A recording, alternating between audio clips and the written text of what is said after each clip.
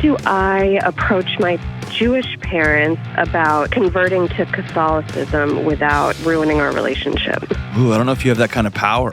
Tell me about it. Recently, I've kind of separated myself from the synagogue I was a part of for many different reasons.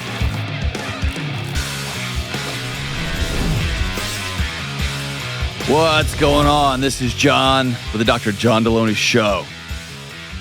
So grateful that you're with us. I hope your new year is off to a great start.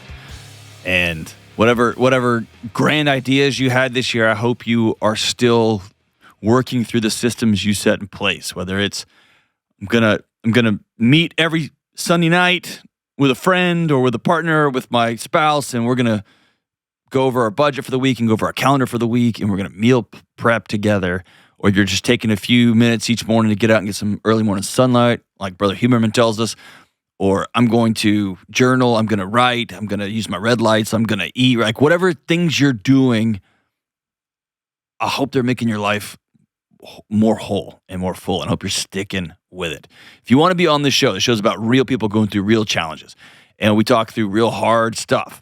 And my promise is I'll sit with you and we'll figure out the next right move, whether it's your emotional health, your mental health, your relationships, whatever you got going on in your life. If you want to be on the show, give me a buzz, 1-844-693-3291. And if you'll take 13 seconds and hit the subscribe button on the YouTubes, or you'll go over and leave a 5-star review wherever you listen to podcasts. That would be amazing. All right, let's go out to Baltimore, Maryland, and talk to Rebecca. Hey, Rebecca, what's up? Hi, Dr. John. How are you? I'm great. How are you? I am good. I'm glad to be talking to you. I'm glad to be talking to you. It's awesome. So I was going to ask you, how do I approach my Jewish parents about converting to Catholicism without ruining our relationship? Ooh, I don't know if you have that kind of power. Tell me about it. So recently, I've kind of separated myself from the synagogue I was a part of for many different reasons, and my husband was raised Catholic, so I've decided that I would like to convert and be a part of the church with him, and we would also like to get our kids baptized. Okay. So that's another part of the thing that's probably going to break my parents' hearts as well. Are your parents practicing, or are they just culturally Jewish? It's more of like a cultural Jewish. Okay. All right. So I guess what I would tell you is you know your parents better than anybody, and you already walking in the door think you're going to break their heart. Are you pretty confident in that, or is that just fear talking? I think in front of me, at least with my mom, I think she'll be supportive, and then she'll leave and be heartbroken. Mm-hmm. Will she be heartbroken because she's going to lose? Like abandoning the way they raised me. Yeah, as an indictment on their values and character versus, no, I'm grateful for the foundation you gave me. Here's the next evolution for me. Or is she going to be upset that she's going to have to go back to her brunch and tell the women that she has brunch with, you're not going to believe what my daughter did. And they're going to think badly about it. I don't think it's that, because it's really not, like, just because they're not practicing. I think it's more of like an abandonment. So could it be that one of the values they gave you growing up was one of intellectual curiosity, or always asking hard questions, or not being scared of hard questions? Is that fair? Yeah. How was their marriage growing up?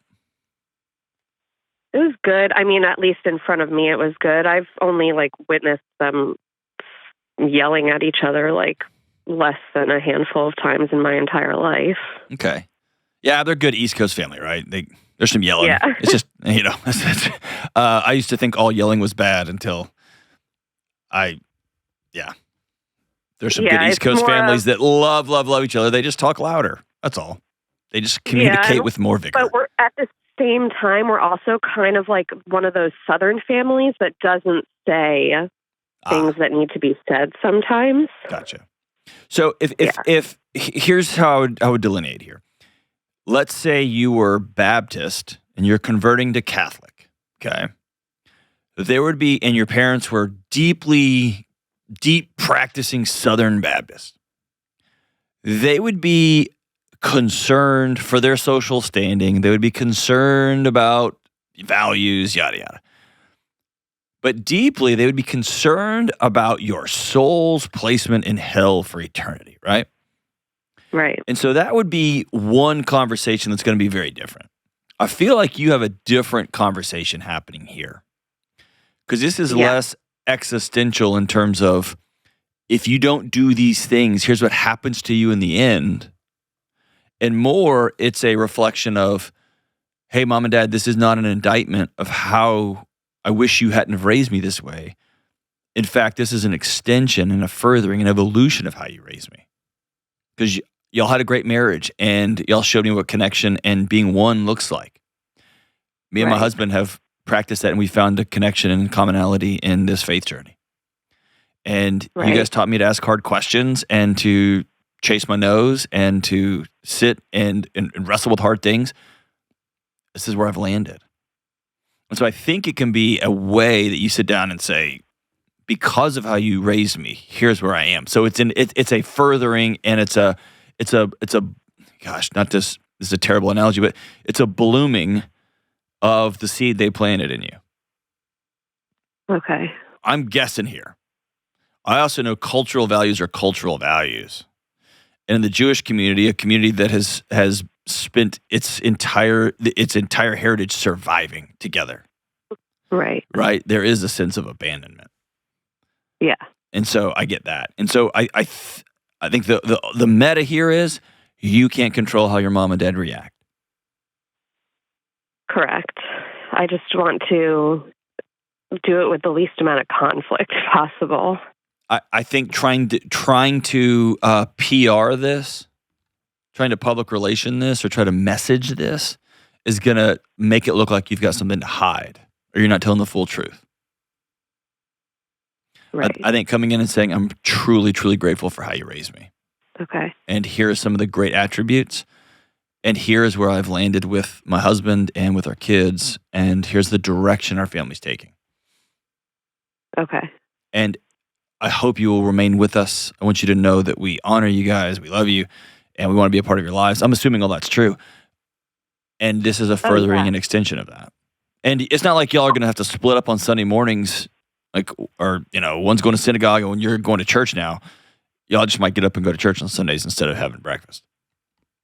Right. So I think in practice that y'all have to navigate that. But ultimately, I think the meta here is this. You cannot control how somebody else responds. Trying to come up with some clever way, or like, I'm just going to, I want to dance around it. That's never helpful. I'm going to tell you the truth. I'm going to tell you it in a way that treats you with dignity and respect. And if there's a way if I can put you on the pedestal that you deserve, I'm going to do that. And if there's a way I can honor you in giving you hard news, I'm going to do that. But I always go back to the way I was trained with the great Dr. Andy Young. Calm is contagious, and facts are your friends. Calm is contagious, facts are your friends. If you come into this conversation and you're all shaky and nervous and your eyes are darting around, then your mom and dad will feel something's not right here. Does she not think that we love her? Does she not really want to be doing this and her husband's making her? They're going to create a story. But if you come in at peace with this transition, this is the right thing for me and my family. This is happening. I hope you'll join us. Then that feels inviting. It's an invitation. It's calm. And facts are your friends. I'm not going to beat around the bush. I'm not going to tell you this big, long story. You raised me this way, and I'm so, so grateful. And here's where I am now, and here's what's happening next.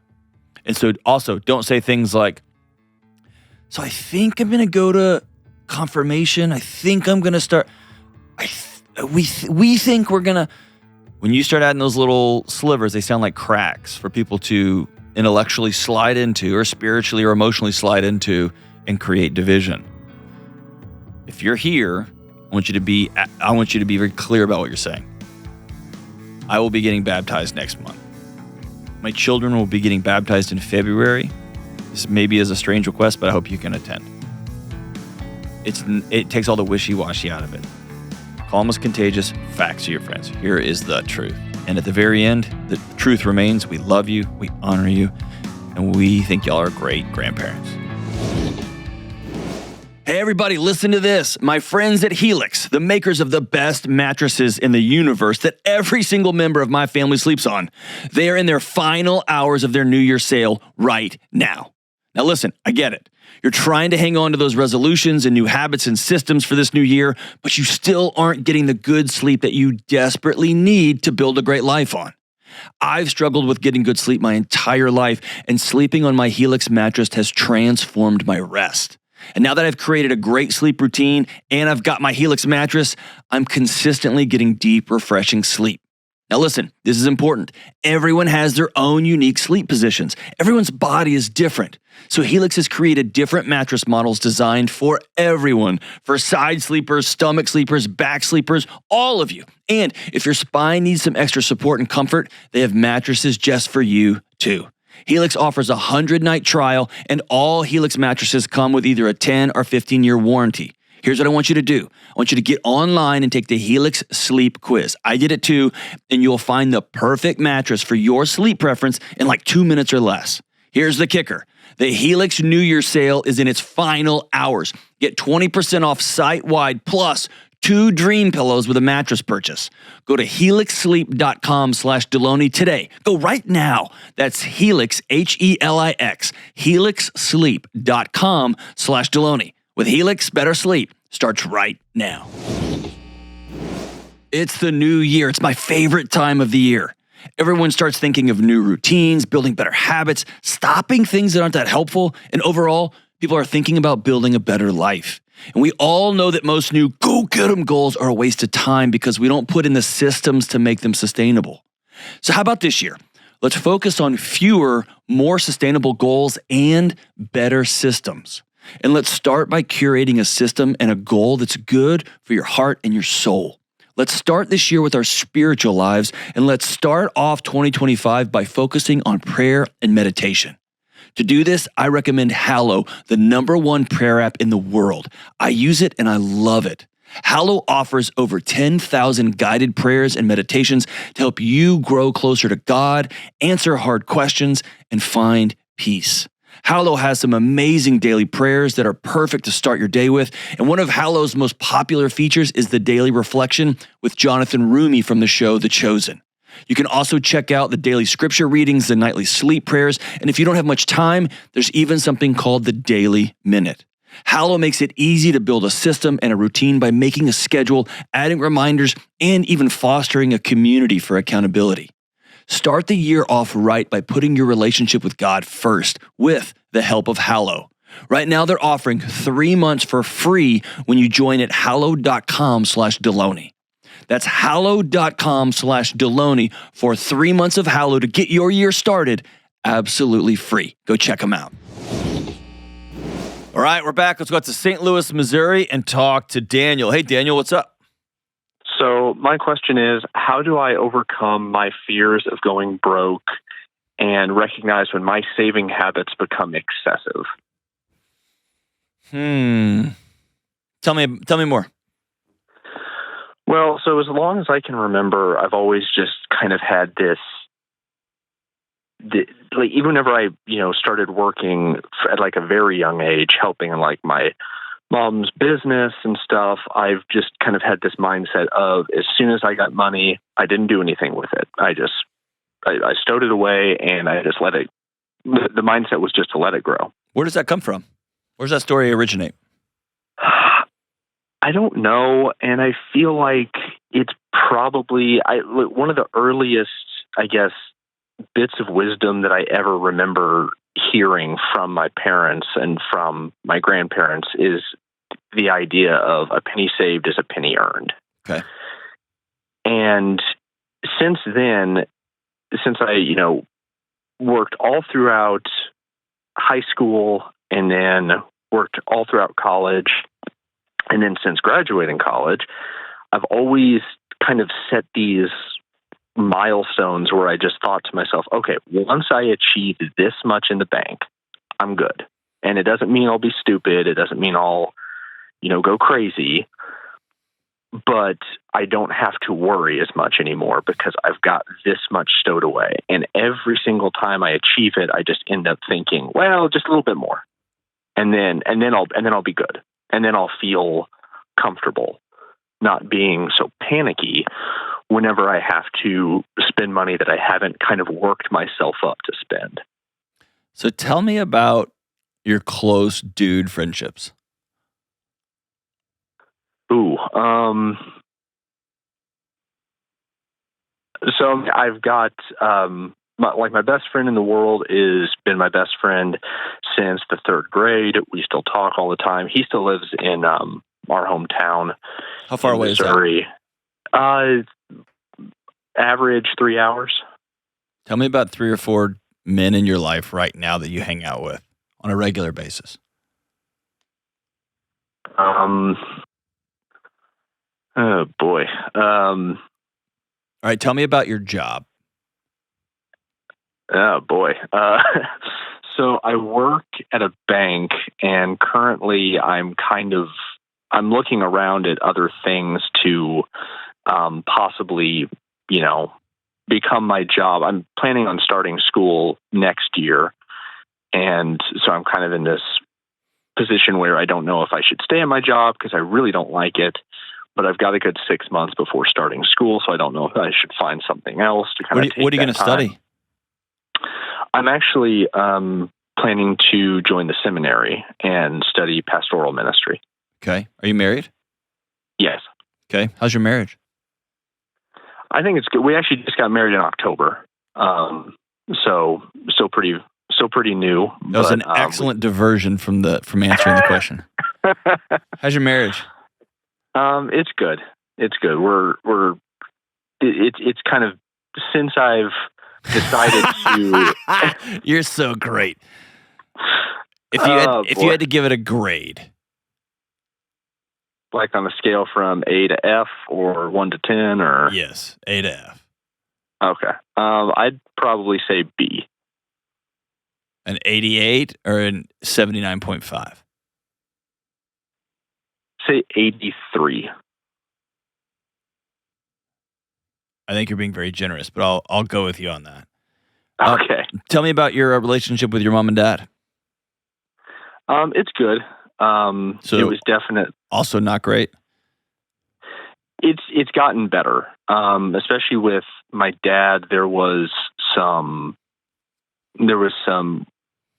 tension growing up where I thought he, was trying to make me be one person and I wanted to be a different kind of person. And I didn't feel like I could really go to him and talk to him about how I felt.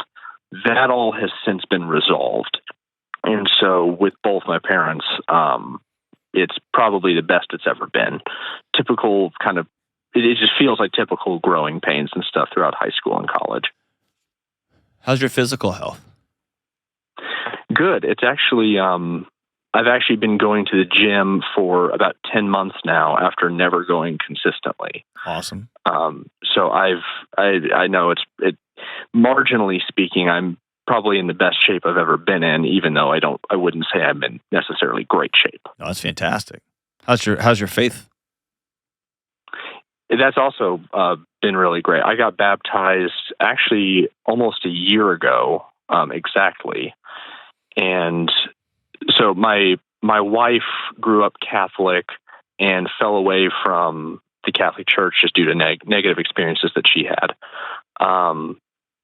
And so whenever we moved into the house that we're in right now, we decided to try and cultivate that area of our lives again. And so we started going to a church that's just down the street from us, and we were immediately welcomed with huge open arms and got super involved in it. And so that's partly the reason why I've wanted to study pastoral ministry, is to be able to kind of be that person who welcomes people in can be able to make that kind of difference in their lives. Tell me about your financial life. Just in terms of how much I make, how much I have saved, how much. How much do y'all owe? Really nothing. She has a car loan that something. Yes. So and I am debt free aside from a credit card that has a relatively small balance. How are you going to pay for school? We have a 529 plan set up with the state of Missouri. So your tuition is going to be covered? Yes. And your living expenses to drop out of the workforce? Yes. Which, by the way, I would strongly recommend don't do that. But that's a whole other call. Here's what I don't plan to stop working completely. Okay. So here's what I'm poking around the edges. I don't think. Let me say it this way. When somebody has a true fear and they run through the middle of that fear, there's often a resolution. In nerd speak, therapeutically, they would call it exposure therapy. I'm scared of snakes. So I'm going to sit down with somebody, we're going to talk about snakes, and they're going to come back to my office. We're going to talk about snakes again. And they're going to come back to my office, and we're going to get crayons, and we're going to draw silly pictures of snakes. Then we're going to draw silly pictures again. And then in 3 or 4 weeks, I'm going to show you like internet photos of snakes. And then a few weeks later, we're going to write a story about you holding a snake. And then I'm going to show you pictures of snakes eating rats and mice. We're leading to you holding a live python in my office, and you're laughing. You've run into that fear, taught your body over time through managing stress and when your body starts to go to fight or flight or freeze, and then actually exposing yourself to this alleged threat and teaching your body that it's okay. It's not a danger. And then your body literally goes, whew, oh, okay. And we're moving on. If in your case, you have a fear of lack, of not enough, I'm going to run out. You can usually identify that fear by meeting whatever standard you've set, and then your body instantly moves the finish line. That's a good barometer that what you are afraid of is a proxy war for something else going on in your life that's out of control, and your body's trying to solve it in another way. And so the questions I asked you often are, people will be broke. They owe 6 figures in student loans. They got a mortgage they can't afford. They got 2 car payments on depreciating assets, which is still the stupidest thing we do as Americans, is buy cars on payment plans. But like your body knows you are one bad email from getting fired and your boss pulling your job, firing you, and you lose your house, your car, your food. And so your body would be failing you if it let you sleep all night. But instead of dealing with that particular issue, because that's scary and hard and takes radical lifestyle change, it's easy to look at something like savings, or look at something like body fat percentage, or look at something like how straight and clean your clothes are. Like, just, it's a total diversion. And so going through the things we just went through, how's your friendship? If your body recognizes you're alone, if you have slowly over time collapsed multiple friendships, work camaraderie, faith camaraderie, doing hard things together, and you have dumped it all on this brand new marriage, and your wife is rattling under the weight as though she was sitting under a squat rack, and you just kept adding plate after plate after plate. And by the way, men do this a lot. We cut our friendships off. We cut our going out after work off. We stop going to concerts. We stop going hunting with other people. We just go by ourselves, and we dump everything.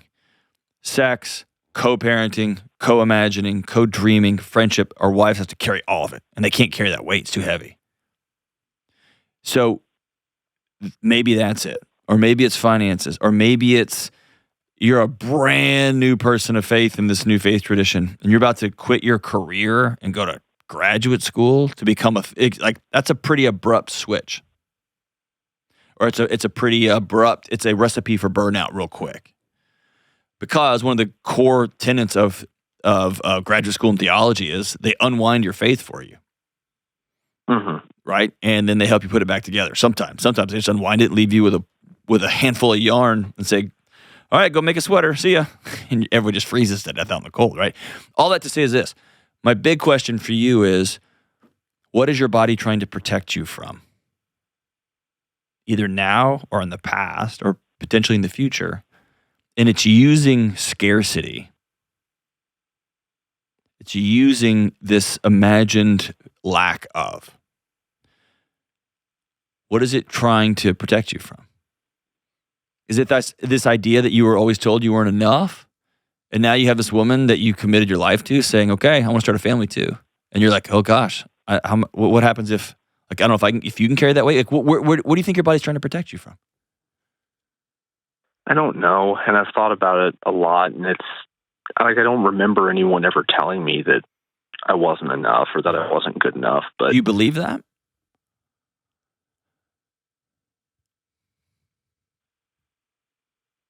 I know in my head that it's not true, but it's just, I feel like I've internalized it for so long that I've still got to, I guess, I don't know what the term is, de-internalize the idea that I'm not good enough.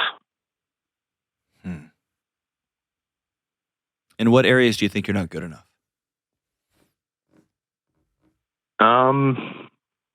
Just be blunt and honest, because I promise you, of the people listening to this show, you're not the only one. Looks, money, smarts, pretty much everything. Because I can't.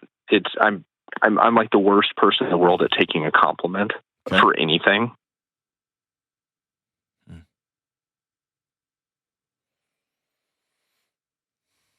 And I don't really know where that stems from. It's just, for as long as I can remember, I've just had this tendency to just think that I'm less than. That often comes from a childhood based on performance metrics. You'll get this report card, or dad will look at you with disgust. Yeah, that mom will say something like, hey, if you do that, your dad's going to get really, really pissed. Or your dad will say, hey, your mom doesn't like that. You need to stop because your mom's going to, and you realize at a really young age, oh, it's your job to make sure the adults are okay. Yeah, there was a good amount of that. So you end up carrying this really heavy weight, which essentially tells a young child, you must do X, Y, or Z, or we will withhold our love and affection for you.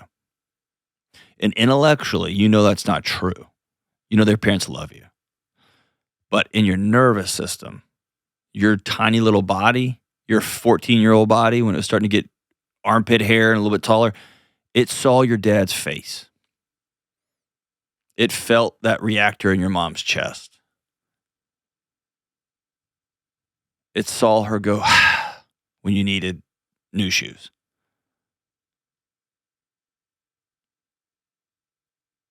Or when you said, hey, Mom, I'm out of deodorant. And she was down to her last dollar and she went, God. And you realized, oh, my body odor causes my mom stress. It's little bitty pebbles in a backpack, and you suddenly wake up when you're older and that backpack's heavy. And the only way I've seen people work through this is to be very specific about the things they believe they lack in, and to do two things. Number one, find usually a group of people, a counselor, a spouse, and a couple of buddies, to outsource it in the short term. I still do this to this day. I will walk out of my closet and I will look at my wife before I'm headed out to a speaking event where they're paying me an ungodly amount of money to come speak to somebody's company. And I'll say, do I look okay? Or I'll say, is this shirt look okay? And what that means to my wife is, I don't feel very attractive today. I feel like I've put on 10 pounds. I feel all bloated. I don't feel like I look good in this.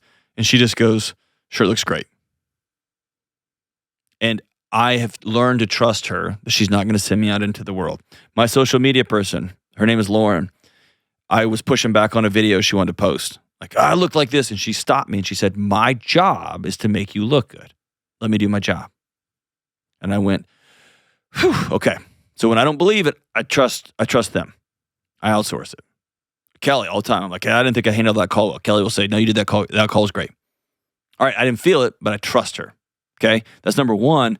Number two, you have to do the work in those areas where you know you have lack.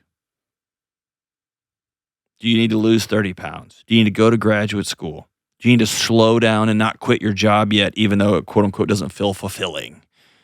Do you need to put in 6 months or 10 months or a year of hard work at a job, just doing everything they ask plus more, and then deciding a year from now, is grad school in Christian ministry the thing to go do right this second? Or, hey, honey, let's read a book. I've never been married. You've never been married. We just took on this big responsibility. We don't even know how to do it. And now we're just staring at each other 10 months in. You get what I'm saying? Yeah, no, So I do. there's some outsourcing, and then there's some metrics. And then for you, brother, you've got a number. What's your number? What's your, oh, then I'll be okay number in savings? I don't, it changes constantly. What was the last one? Oh, boy. Well, and the thing is, it's gotten to the point where I've just kind of resigned myself to, well, I'll know when I find it. Okay. And then that's doesn't do anything. Yeah. Yeah, you don't want to go down that road. Here's the math problem I want you to solve. 6 months of you get fired and your wife gets fired. Can y'all maintain your house, your vehicles, food, and your utilities? You wouldn't go out to eat anymore. You'd probably have to cut your subscriptions, but could y'all make it for 6 months? Yeah. And I want you to write down that number. And then I want you, anything beyond that, I want you to begin to spend it. I want you to begin to save it. I want you all to start working towards a house, working towards kids. You have a 529 plan. I want you to begin thinking about your kids' future 529 plans. I want you to say, we've got this number. Beyond that is my body trying to protect me from something else. I'm going to go solve that something else because it's not about math. And here's what you have to do. You just have to practice. Be uncomfortable. Some people, it sounds crazy, have to put, I will buy myself a thing in their budget because they struggle with scarcity. Others, like me, have to say, I won't buy all these things because I try to soothe myself with purchases. Mm-hmm. Some people have to put in there, I will be reckless with the way I tip today. That would be probably the place I would recommend you start, is finding one person a day that you can bless financially once you've reached that 6 month mark. And what you're doing is you're practicing a muscle of giving away. And you're going to do it $10 at a time, $30 at a time. You and your wife are going to go eat somewhere cheap. And you're going to spend $30 on your meal, and you're going to tip $50. So the whole meal is $80 out the door. And you're going to feel it, but you're going to wake up the next day and you're not going to be dead. It's going to be like that snake analogy. You're going to expose yourself to lack intentionally. I'm going to give it away and bless somebody else. And what you're going to find is, oh, we're okay. We made it to the next month. We made it to the next month. Okay, we're okay. We're doing it. We're doing this. All right. So you're practicing giving. You're practicing spending.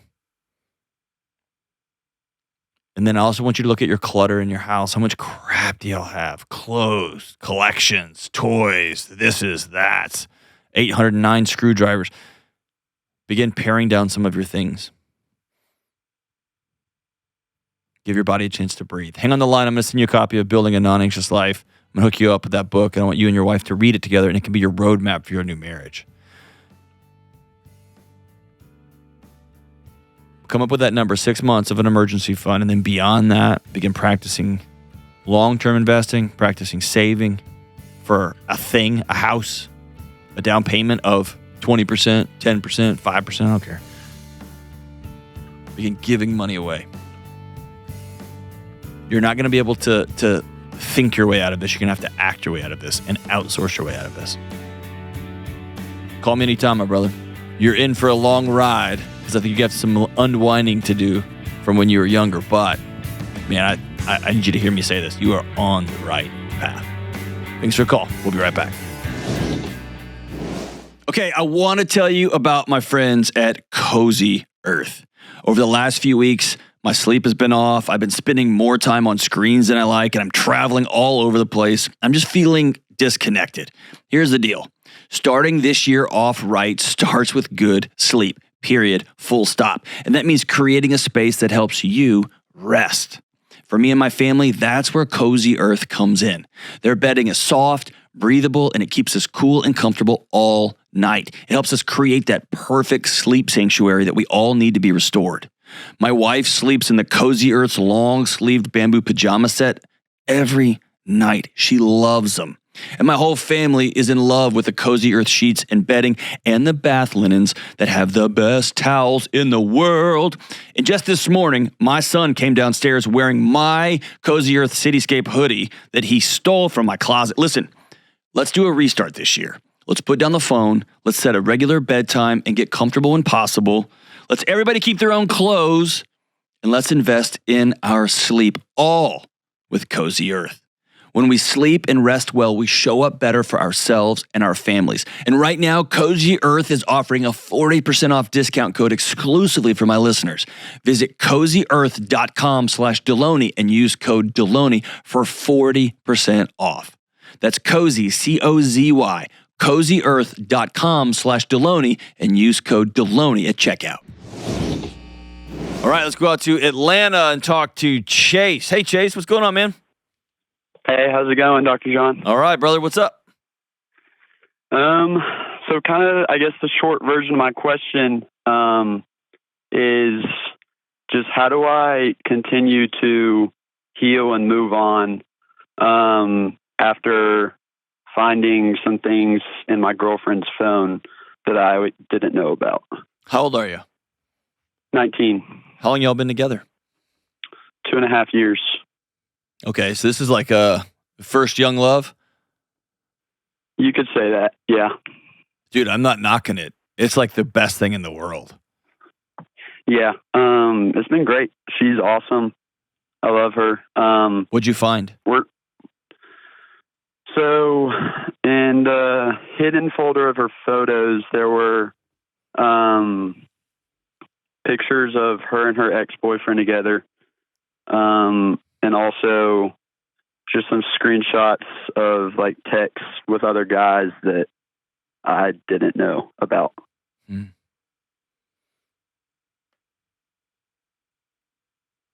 How old were those text messages? They were from kind of the middle of when we first started talking. We had met about 3 years ago now, I guess, in September, and met at a mutual friend's birthday party. Kind of started talking a little bit. The first texts that I saw were her confessing feelings for a guy just a few weeks after we had met. Well, that I don't have a problem with that. Yeah. I guess my bigger concern is why'd she save him? Right. Or did she save him in a secret phone and just in a folder and just forget about it? Yeah, that's kind of the part that I struggled with a little bit. Because part of it too is, so those texts were a few weeks after we had met. Then we texted a little bit. Not a whole lot came of it. The other screenshots were from after we had texted the first time. And then about a month after she texted that other guy, we started texting again and have been together since. But yeah, bro, y'all were 16, dude. I would let that ride. Yeah. I mean, you're 16 years old. Sophomores, right? Juniors? Yes, sir. Yeah. And texting doesn't mean I've got exclusivity. If you found messages from a couple months ago, from a year ago,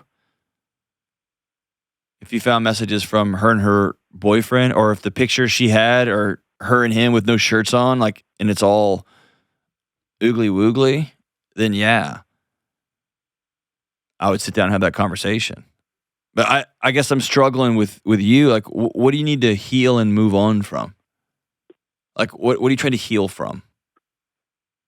I guess just like the way that she had kind of always told me, or I guess the story that I always knew about the beginning of our relationship was like, once I met you, there was no looking back. Why were you digging around on her phone? I'm not sure.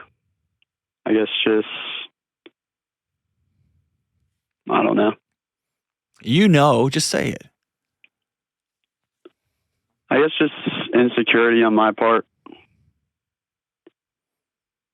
What are you insecure about? You've been together for 2.5 years. Yeah. One of two things. Either you've sent some messages to people over the last 2.5 years, or you're worried that she has. Either you've been kind of flirty and wondered about the long-term viability of this relationship, and you've wondered what it'd be like to be with somebody else, and you assume that she's wondering that too, or she turns her phone over every time you walk in the room, or she has a code on her phone and won't let you look in there. Where's this insecurity coming from? It's not on the side of me being flirty or texting. I guess there's, like, I just have a habit of jealousy and comparison. And I guess just there's really any time of like a mention of anybody else, it just, like, not even in like a weird, hey, this guy like is awesome, or like talking about this other guy or whatever, but just any mention of like, hey, this guy in my class said I look pretty today, or, you know, anything like that. It's just, I guess I just kind of get consumed with the jealousy and insecurity and comparison of me and him. And where does that stem from, man? That's super, super unhealthy. You're going to blow through every relationship you have. Yeah. Because if you're dating somebody that you find beautiful and attractive and radiant, and you want to be around them, other people are going to want to also. And that's not an indictment of your relationship.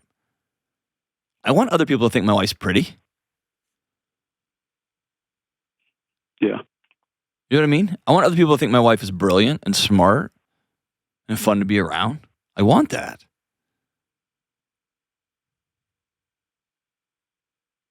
Where does that insecurity come from? I'm not exactly sure. I've thought a lot about it. I think some of it is from, I guess, like the girl that I was kind of with before me and my current girlfriend. We never actually dated because I knew that she wasn't the kind of girl that I wanted or needed to date. And she was just super manipulative when it, I guess, came to like using other guys. Okay, but here's what I want you to do. That's when you were 16 and 15 years old. I don't want you to blame her for how you're acting as a 19-and-a-half-year-old. I want you to take ownership.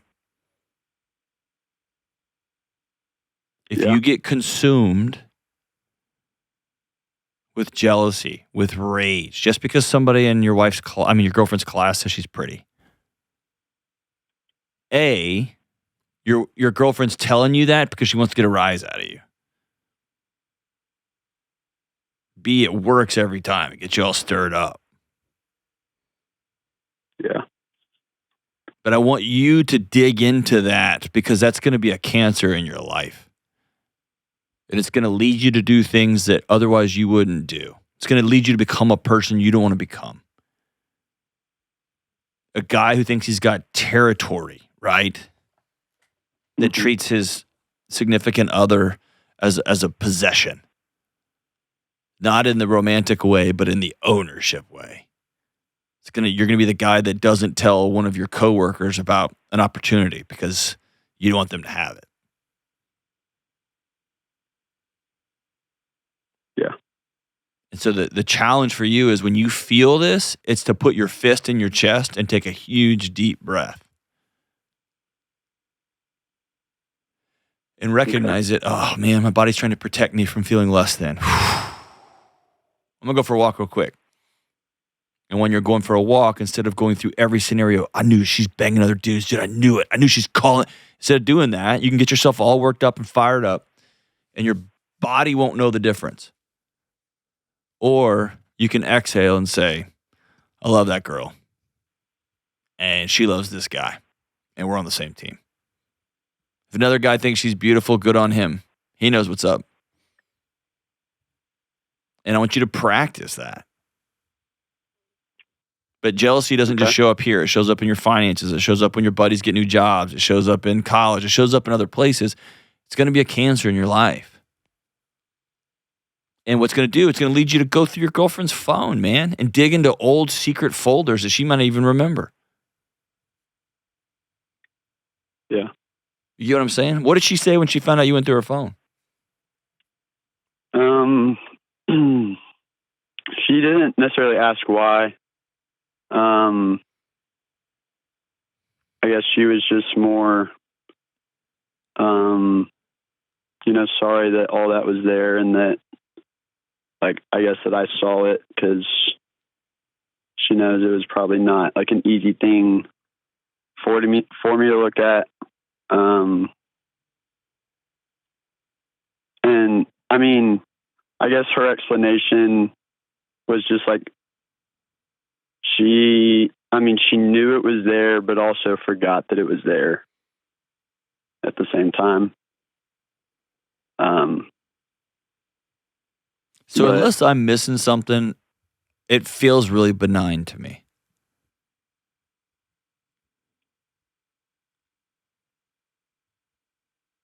And here's the thing. My opinion doesn't matter. If you found yourself to where I'm not going to be able to get past this. You told me when I first time I texted you, which by the way, that's a whole other conversation, that you were not texting anybody else and I was the only texter for you. And 2.5 years ago, when you were 16, you fudged the truth and you were still texting other guys at the very beginning. If you can't move past that, that's your life. It's your world. You get to do that. But you can't drag her 2.5 years later through your relationship issues. You got to let her go. Yeah. If you can. There's a reason we don't let 16-year-olds buy beer or guns. They're 16. They're dumb. They do dumb stuff. I guarantee you did dumb stuff when you were 16. I for sure did. Right? Yeah. So if what you found of your early teenage girlfriend's phone, pictures of her with an old boyfriend on some secret folder. If you found old text messages that she had screenshot. If that invalidates the last couple of years of y'all dating and getting to know each other as y'all got older, so be it. Cool. Let her go. If you say, I don't know why I'm getting so mad, dude. I think I actually care about this woman and I love her and I see a future together. Oh my gosh, man, this is scaring me. That I even have this kind of love and attraction and feeling inside my own chest. That's wild. Then deal with that. Yeah. I guess that's more where I'm leaning to is I don't know why. This is the girl that I want, to be honest, I want to marry and build a future with. Okay, I want you to become marryable. If you have found the person that you want to marry, The work that lies ahead of you is not to go through and screen her past, dig through her private things as a way to duct tape over your insecurities. Your job is to face your insecurities head on. Do I have a career plan for myself? Am I working towards a purpose that's bigger than me? What kind of dad did my dad model for me? And is that the kind of dad I want to model for my kids? What kind of marriage did my parents have? And did they model that? Is that what I want to model my marriage after? And if not, get to work. Go see a counselor. Go get a gym membership. Go to college. Go get an apprenticeship. Start making a budget. Work 3 jobs because you're 19 years old. Are you in school right now? Yeah, I am. What are you studying? Sports management. You don't sound very convinced about it. Well, my major is sports management, but I'm also getting prerequisites to go to PT school, so I kind of have to give a disclaimer whenever I answer that. But do you not want to do sports management? You want to do physical therapy? As of right now, yeah, that's the goal. Physical therapy. I had a physical therapist with a PhD in my house this weekend working on my shoulder and my arm. I screwed my arm up. Yeah. She's magic. Magic. Changed my life. Makes me a better dad because I'm not in pain all the time. Quit being in sports management and go full into PT if that's what you want to do. And work really hard so you don't get out like some of my friends in PT and they owe $190,000 and they're going to make $65,000 right out of school. And start working part-time in a physical therapist office, helping people like me with their rehab. You see what I'm saying? Like, go in and do the thing that you want to do. Instead of having to like kind of duck your head and kind of laugh, like, oh, I'm majoring in this, but I kind of want to do this. You see what I'm saying? And here's all this. I'm pointing to you. Stand up on your 2 feet, tall. Don't get jealous about petty things. Put your flag in the ground on the things that matter. Start reaching towards a future purpose. By the way, if you want to become a physical therapist because you think you're going to get rich, you're going to have a miserable life. If you want to be a physical therapist because you want to help people become better dads and wives and mothers and sisters and brothers and daughters, help people move. And by the way, if you get into geriatric PT right now, for the next 15 to 25 years, you're going to have $1 billion because of our aging population. So if you want to get in there and help people, I'm telling you right now, your head's going to start to lift up. Yeah. And you're going to let your 16-year-old girlfriend off the hook for something she did 3 years ago, 2.5 years ago. But do you get what I'm saying when I say become a marriable man? Not a man worthy of being loved. You're already that. But become somebody that you can feel confident looking at somebody else and saying, you can anchor into me. Because that's where that insecurity originates from. You don't believe that. Is that fair?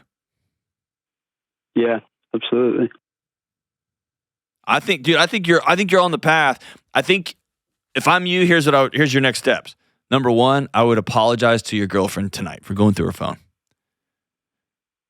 I would say, hey, I should not have picked up your phone and dug into your old folders. That was my insecurity, and I'm sorry. I am scared at how much I love you, and I'm scared at, oh my gosh, the road that is my future is starting to open up before me, and I am picturing you with me, and it scares me because I don't know what that looks like. And I got into sports management because it sounded cool, and my dad told me about Jerry Maguire, but I want to be a physical therapist. I want to go all in on that, and I got to get my grades up here, and I got to start studying here, and I'm going to have to work nights over here, but I'm going to go all in on this, and I want to become the man that provides a life for whatever world you want to have. And now you're starting to throw your shoulders back, stand up taller. And you're not looking for, I want to feel good by whatever's in your phone, and you do what I say, and you text who. No. I'm going to begin to find confidence and strength and esteem through repeatedly doing the next right thing. Becoming a marryable man. Becoming a hireable man. Becoming a man that when somebody like me comes in after knee surgery and says, hey, can you help me? You look at me in the eye and you go, I got you. We're going to have you dunking a basketball soon. By the way, I can't dunk a basketball. That's how we deal with the insecurity. Inside out. So I'd start with an apology, brother, and go from there. If this is the one for you, you're going to have tons and tons of stumbles and roadblocks and hurdles and falling down. That's going to be the path. Be a confident, strong, courageous man that you can be anchored into so that when those storms hit, you're not whipping around, going through people's phones, for God's sakes. Thanks for the call, brother. I can't wait to see what happens next for you. We'll be right back. Okay, before we get back to the show, let's talk about Organifi. Good folks, health and wellness is an adventure and a journey. It's not a destination. You can never eat so great or work out so hard on one particular day that you're good for the entire next month. Being well and being healthy is something you work on every single day. And I'm not perfect by a long shot, and you're probably not either. Our health and wellness journeys have stops and starts and highs and lows, victories and setbacks. And one way to make your journey easier is to make consistently healthy choices about what you eat and drink. This is why I love Organifi, because their whole food blends contain only the best. They're plant-based, certified organic, vegan, dairy-free, and soy-free ingredients. And Organifi makes it super easy to get the benefits. Just mix it with water or your favorite healthy beverage. That's it. Their green juice is great in the morning. It's packed with superfoods that help boost your energy, calm your mind, and support you throughout the day. And Organifi red juice is loaded with antioxidants to help with focus, stamina, and recovery. Make Organifi part of your health and wellness journey. Go to Organifi.com/Delony right now to save 20% off at checkout with code Delony. That's Organifi, Organifi.com/Delony, and use code Delony for 20% off. All right, we're back. Kelly, can you imagine this? Can you imagine being 16 or 17 and having all of your like flirty, romantic back and forth written down on some server somewhere? No. And thank God that I was raised in an era where that's not the case. I know there are letters I've written that haunt me that are going to come back one day. And I'm so glad that I had my stupid, especially like that, where that guy, 19 to like 25-year-old phase, without cell phones, without digital pictures. No record. No, there's a shoebox in the closet that I probably should burn that has pictures of my wild days, and that's where it needs to stay. It doesn't ever need to, I don't have to worry about it popping up somewhere. I don't know much, but I know that I'm glad that that part of my life is not recorded. Amen. Because the stupid things that were said that these days would get you fired or canceled or whatever, I wasn't that kind of person. No, but just the stupid things we all say. I spent so much of my time serving the poor and in like church Bible studies. Mm-hmm. Really? Hey, you can get this show 1 week early on the Ramsey app. You can download it in the show notes. I'm just glad. Listen, to you younger folks, just don't write it all down. Just don't write it all down. There's going to come a moment when AI pushes a button and it makes every text ever sent public, sortable by name. That day's going to come. Whoa. In the meantime, go to the Ramsey Network app. You can download this show and click subscribe on YouTube and leave me a 5-star review that says, "This is wonderful." Love you guys. Bye.